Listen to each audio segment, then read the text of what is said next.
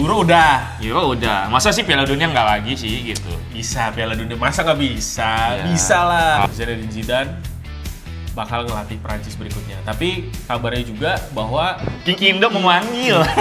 King ini memanggil sebadannya bergetar ya kan. Aduh, ada apa ini? Ditelepon sama King. Selamat datang di BBB Berita Bola BUSD.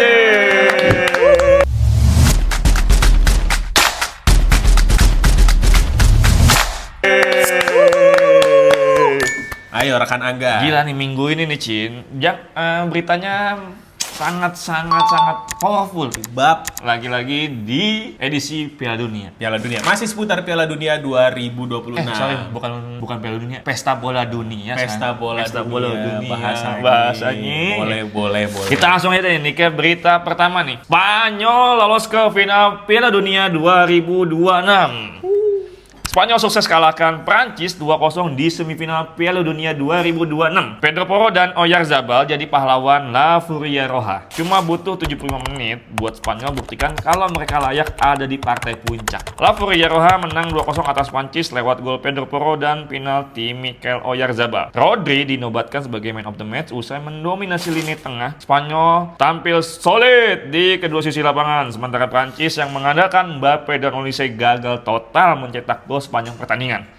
Ini jadi final Piala Dunia pertama buat Spanyol sejak 2010. Kira-kira lawan yang pas siapa nih? Sebelum itu, salaman dulu. Prancis lo kalah sama Spanyol gua. Sorry nih, Prancis La Furia Roja, bro. jagoan gua kalah. Gila lu, 16 tahun setelah 4 edisi Piala Dunia baru sekarang masuk final lagi. Masuk final lagi. Kemarin di 2010 kan prime-nya Spanyol. Prime-nya Spanyol tuh, Prime yang Euro, Piala Euro, Dunia, Piala Euro Dunia. lagi. Bener. Sekarang Euro udah. Masa sih Piala Dunia nggak lagi sih gitu? Bisa Piala Dunia, masa nggak bisa? Ya. Bisa lah. Kalau Cuman lawannya nih kita lihat antara dulu. Inggris. Sampai video ini dibuat, Ya. pertandingan antara Inggris sama Argentina itu belum tergelar. Belum Jadi tergelar. kita belum tahu nih akan ketemu Inggris atau Argentina. Kalau lu misalnya pengen lihat Spanyol finalnya sama siapa ya?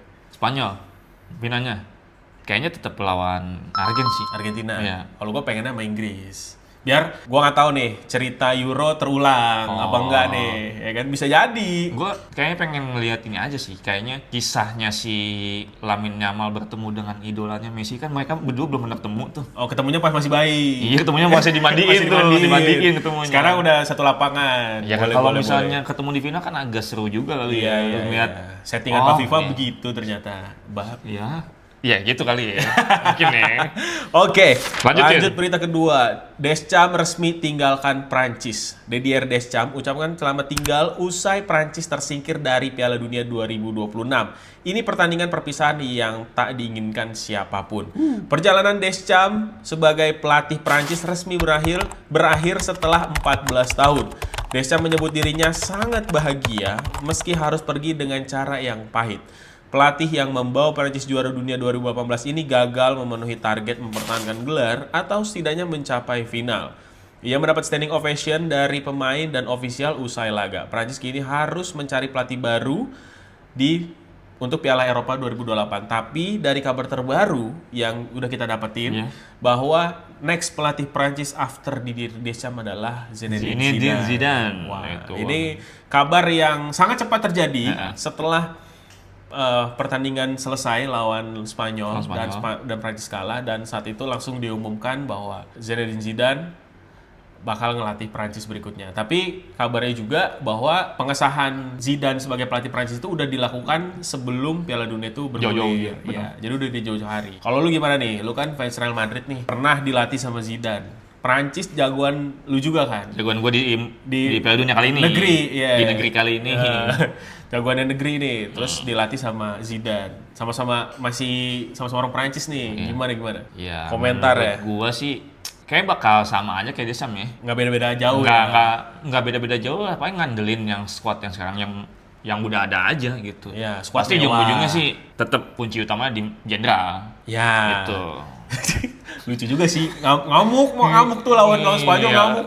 Unai Simon mau digeplak ya kan palanya.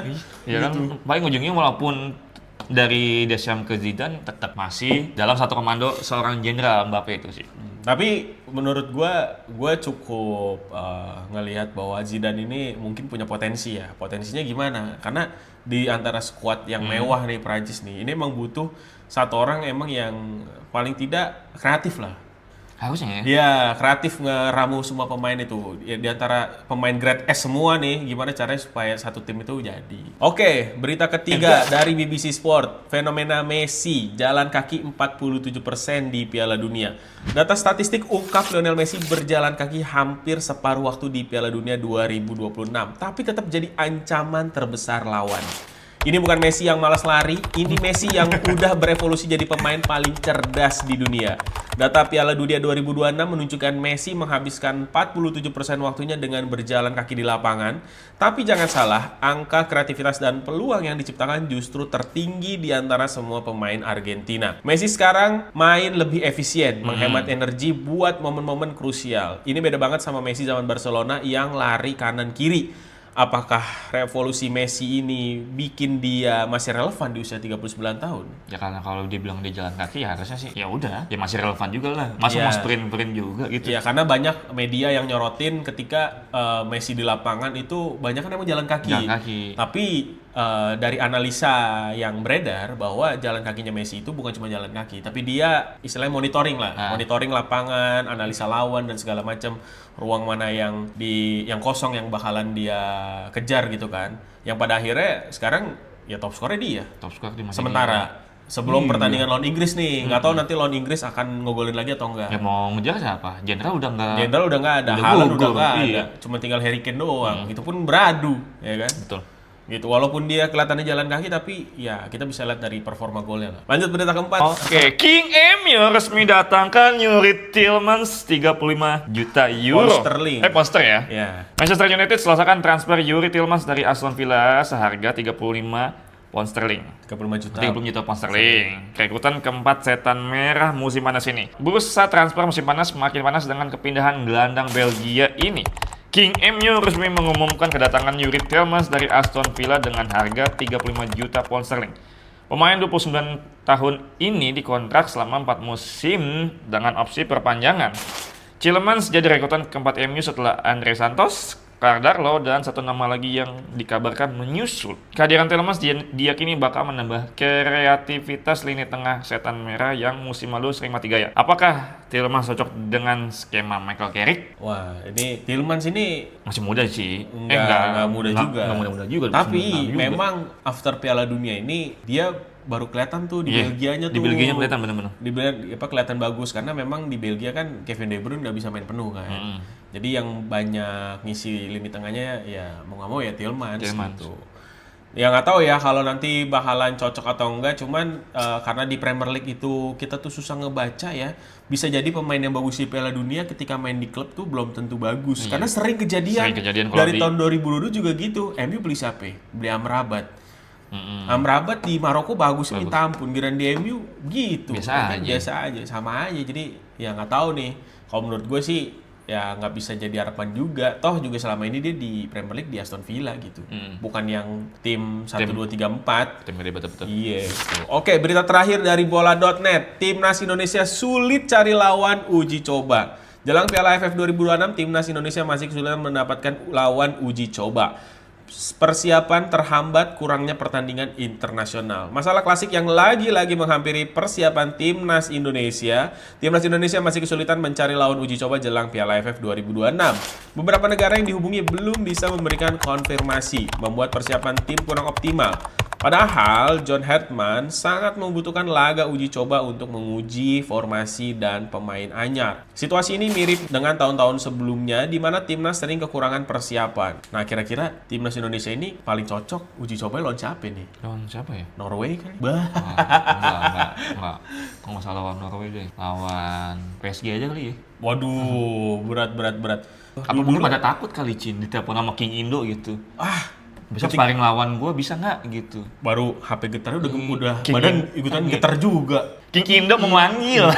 King Indo memanggil badannya bergetar ya kan. Aduh, ada apa ini? Ditelepon sama King Indo ya. Takut dia. Tapi emang ini patut pertimbangkan ya. Artinya memang laga uji coba ini penting kan. Lagi-lagi kita harus tahu nih pemain yang dipanggil ini nyetel apa enggak nih permainannya gitu. Kan nggak ketahuan kalau nggak ada uji cobanya. Nanti ketika makin deket-deket, uji cobanya juga jarang, akhirnya dipasang starting line up, pada akhirnya nggak nyetel. Tapi kayaknya cocok, kayaknya uji coba. Kayak lawan Jepang menarik sih. Karena kan kita udah lihat tuh timnas Indonesia sebelumnya waktu pas match FIFA Matchday kan.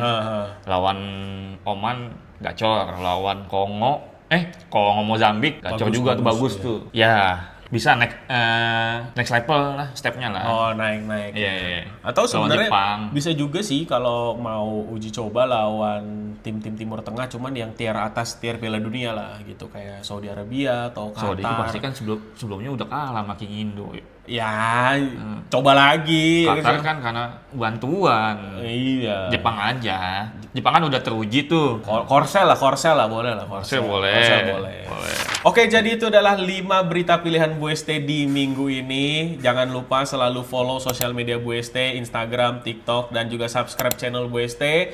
Dan tungguin kita di BBB minggu depan. Oke, sampai ketemu di BBB minggu depan.